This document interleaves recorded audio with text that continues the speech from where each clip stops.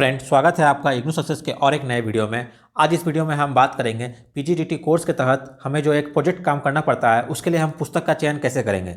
अर्थात जैसे आपको पता होगा, हमें पीजीडीटी कोर्स में MTTP 006 जो हमारा प्रोजेक्ट वर्क है, उस प्रोजेक्ट वर्क को करने के लिए हमें अपने मन से कोई भी एक पुस्तक का चयन करना पड़ता है जिसका हमें अनुवाद करना है। ये पुस्तक या तो हिंदी से इंग्लिश हो सकती है या फिर इंग्लिश से हिंदी हो सकती है। आपको जिसमें भी आप सुविधा है, आपको जिसमें सुविधा आसानी है करना, आप कोई भी पुस्तक का चयन ऐसा कर सकते हैं। तो इसमें सबसे ज़्यादा प्रोजेक्ट वर्क को करने में जो सबसे ज़्यादा डिफिकल्टी है मुझे हमें जो लगता है आती है, वो है कि ये पुस्तक का चयन आपको करना है ऐसा पुस्तक जिसका कि पहले अनुवाद ना हुआ हो। मतलब अगर आपको करना है हिंदी से इंग्लिश में, तो उस पुस्तक का पहले इंग्लिश में अनुवाद ना हुआ हो, आपको ये कंफर्म करना है। और अगर आपने हिंदी का पुस्तक लिया इंग्लिश में करने के लिए, तो उसका पहले इंग्लिश में अनुवाद ना हुआ, आपको ये कंफर्म करना है। सबसे ज़्यादा मेन इंपॉर्टेंट यहाँ पे यही है कि उस पुस्तक का पहले ट्रांसलेशन ना हुआ हो, तभी आपको उस पुस्तक का परमिशन आपको मिलेगा। और ये मुझे लगता है इस प्रोजेक्ट कार्य का सबसे ज़्यादा कठिन काम है, ये इस बात को कंफर्म करना कि पुस्तक का ट्रांसलेशन हुआ है कि नहीं हुआ, ये कैसे पता करेंगे। इसको लेकर मुझे बहुत सारे कमेंट्स भी आए हैं। मैंने अपना पुस्तक का चयन कैसे किया, मैं आपको वो अपना स्ट्रेटेजी शेयर करूंगा इस वीडियो में आगे। और जहाँ तक मुझे लगता है उस तरह से आप 100% गारंटी तो नहीं दे सकता हूँ मैं, लेकिन फिर भी 90% चांसेस है कि आपको उस तरह से एक पुस्तक का चयन आप कर पाओगे आसानी से, और उसका अनुवाद भी का जो परमिशन लेना है दिल्ली से, वो भी आपको मिल जाएगा। चलिए मैं देखते आगे। इसी अगर निर्देशिका की अगर बात करते हैं, तो इग्नू ने अपनी तरफ से क्या क्या आपको इंस्ट्रक्शन दिया है पुस्तक को चयन को लेकर, पहले उस पर थोड़ा ध्यान देते हैं। तो इस निर्देशिका के अगर आप इस पेज नंबर 4 पर आइएगा, देखिए यहाँ पर उन्होंने सबसे पहले बात किया है इस पुस्तक के चयन को लेकर क्या क्या कहा है इग्नू की तरफ से। सबसे पहले वो कह रहा है कि पहला चरण क्या है हमारा, परियोजना प्रस्ताव को भेजना। मतलब आप जो भी पुस्तक का चयन करने वाले हो, उस पुस्तक का एक प्रस्ताव, एक प्रपोजल बना के आपको दिल्ली भेजना है परमिशन लेने के लिए, तभी वो आपका परमिशन स्वीकार करेंगे। वो उनके ऊपर डिपेंड करता है। लेकिन उसके पहले क्या कहा जा रहा है, पुस्तक का चयन कैसे करना है, उसके लिए उन्होंने कुछ इस प्रकार बातें की है कि पास चयनित पाठ आपकी रुचि, भाषा की क्षमता और संसाधनों की सुलभता, निर्धारित समय सीमा में कार्य पूरा करने की संभावना पर निर्भर करता है।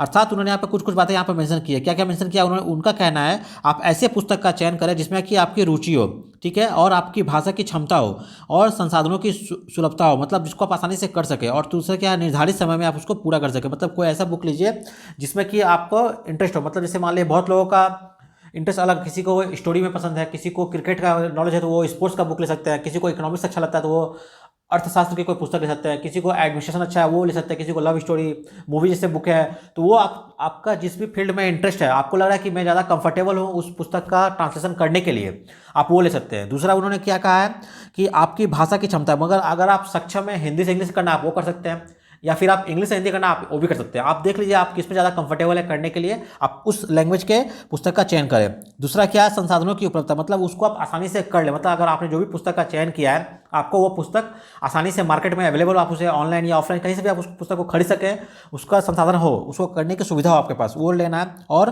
पुस्तक इतना भी डिफिकल्ट ना हो कि आप उसको समय सीमा में पूरा ना कर सकें, मतलब एग्जैक्ट टाइम के अंदर आपको वो कंप्लीट करके आप उसको कर सकते हैं। ये कुछ बातें हैं जो आपको अपने माइंड में रखनी है पुस्तक को चयन करने से पहले।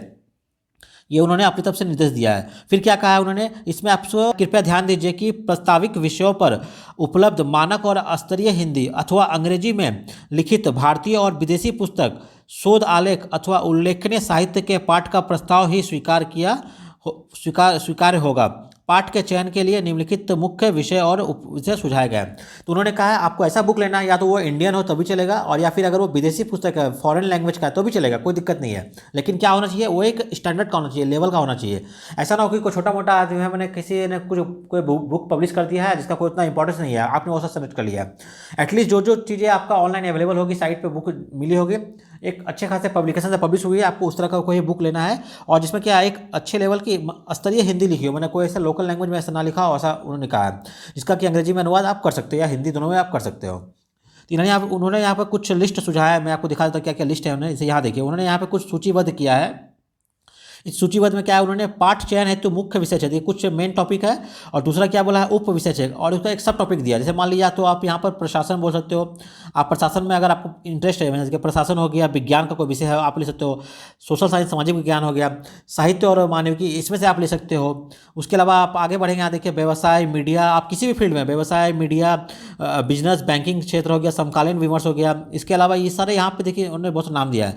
आप इसमें से आपको जिसमें भी इंटरेस्ट है, आप कोई भी एक पुस्तक का चयन यहाँ पे आप कर सकते हो। अगर मैं अपना कुछ एक्सपीरियंस शेयर करूँ आपसे, मुझे लगता है साहित्य और मानविकी एक ऐसा क्षेत्र है जो थोड़ा कहने को आपके लिए ईजी पड़ेगा। मतलब इसमें आप उसे कोई कविता की हो गया, कोई कहानी हो गया, उन्होंने साहित्य लिखा है, वो बाल दर्शन, गीत, नाटक, इस तरह को अगर कोई लिखे, किसी की बायोग्राफी है, कोई उन्होंने ऐसे लिखा, निबंध है, नाटक है, तो इस तरह का पुस्तक अगर आप लेते हैं आपको करना थोड़ा आसान होगा। कुछ बातें अपने माइंड में आप रखिए, जिससे आपको जिस भी फील्ड में सबसे ज़्यादा मेन है इसमें इंटरेस्ट, आपको किस में ज़्यादा इंटरेस्ट है, किस टॉपिक में ज़्यादा समझ में आता है, आप वो टॉपिक को चयन कीजिए। दूसरा मैं बोलूँगा आपको इसमें से इस तरह से आप टॉपिक को देख लीजिए, आप तीन चार बुक को सेलेक्ट कर लीजिए, ठीक है। और ये पहले आपने क्या किया, अपने मन से टॉपिक को सेलेक्ट किया, आपको मुझे किस टॉपिक ज़्यादा इंटरेस्ट है वो लेकर आप क्या कीजिए, फिर आप जब टॉपिक डिसाइड कर चुके हैं तो आप मेन आ गया था, आप उसको करेंगे कैसे, आपको खोजेंगे कैसे। आप क्या कीजिए, सबसे पहले आपने जब सोच लिया है, आप क्या कीजिए, अपने मोबाइल में आकर गूगल क्रोम में जाइए, या फिर आप अपने गूगल क्रोम या इंटरनेट पे जाके आप सर्च कीजिए कि कौन कौन से बुक्स पब्लिश हुई है लेटेस्ट ईयर में।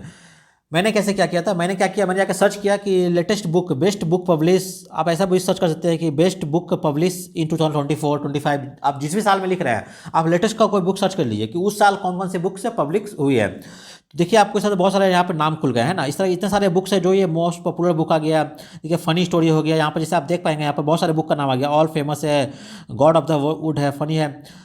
अल्टीमेटली पर्पस क्या है, लेटेस्ट मैंने ऐसा क्यों कहा, क्योंकि ज़्यादा चांसेस होंगे जो भी बुक नया पब्लिश हुआ होगा लेटेस्ट, उसका कोई दूसरे लैंग्वेज में अनुवाद शायद ना हुआ हो, ये ज़्यादा मैक्सिमम चांस, कोई गारंटी नहीं है, फिर भी ज़्यादा चांस है कि नहीं हुआ होगा।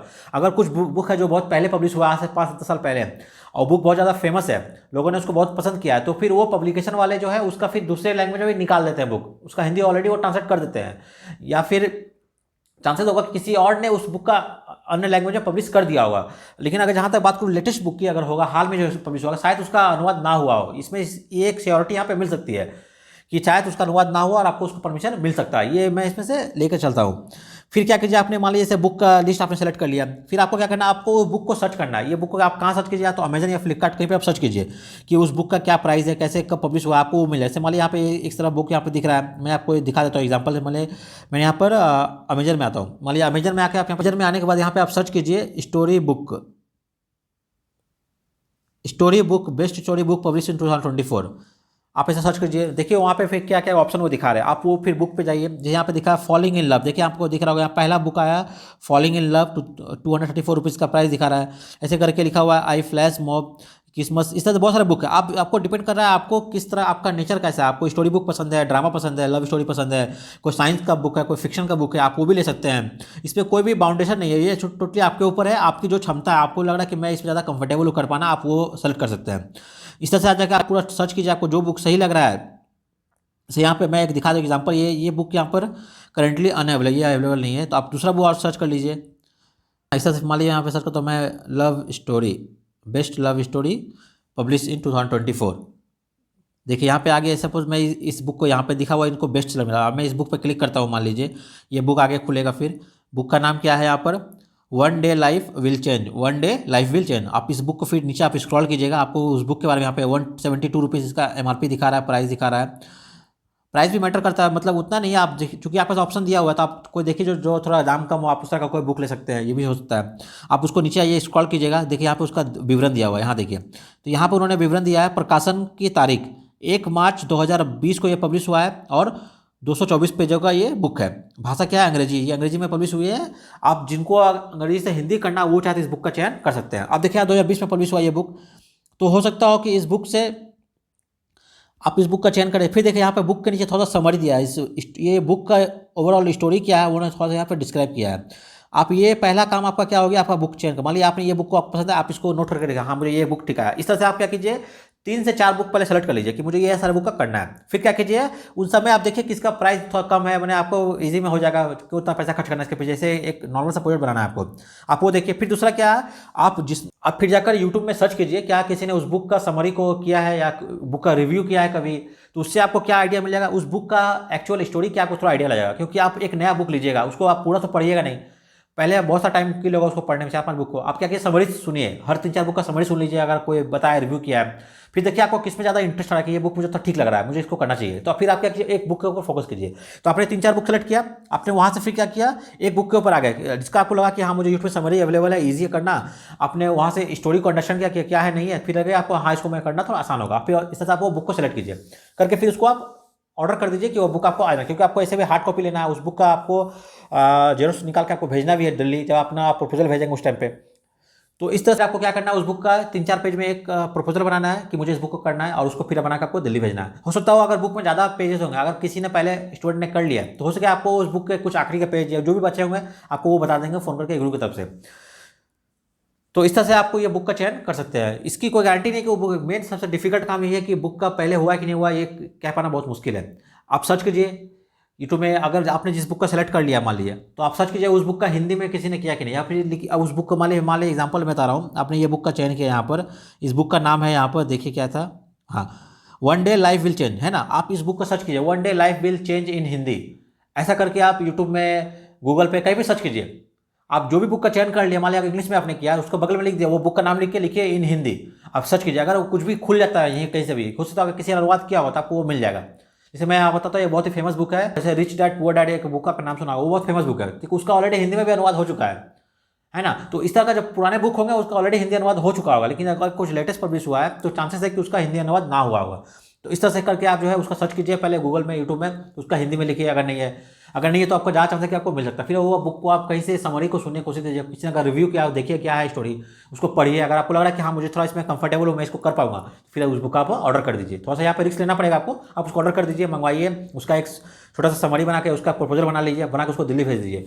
और ये काम कीजिए बहुत जल्दी, जैसे ही आपका, जिन्होंने जुलाई में लिया हो, जिन्होंने जनवरी में लिया हो, जैसे ही आपका एडमिशन कंफर्म होता है, आपको मेल आता है कि आपका कंफर्म हो गया है, आप संग संग ये बुक वाला काम करके निपटा दीजिए, कंप्लीट कर दीजिए, क्योंकि इसमें टाइम लगेगा। आप पहले बना के भेज दीजिए उनको प्रपोजल के लिए, अगर वो स्वीकार कर लेते तो आपके पास बहुत टाइम रहेगा उसको करने का।